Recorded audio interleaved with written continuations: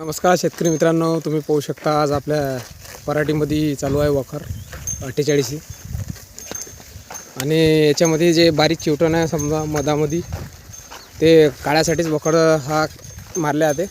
हे बघा, हे आहे आपली बैलजोडी आणि हे आहे आपले संतोष भाऊ, यांचं शेत आहे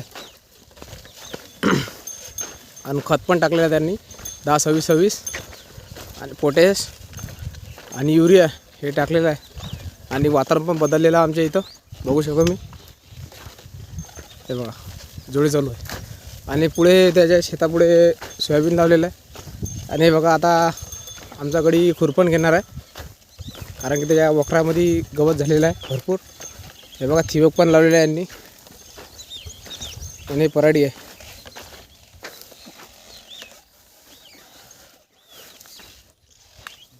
बघा मित्रांनो जोडी कशी आहे।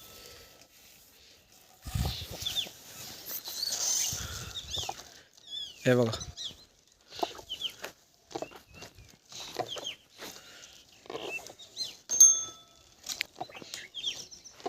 खुरपण घेतलेले आहे त्यांनी।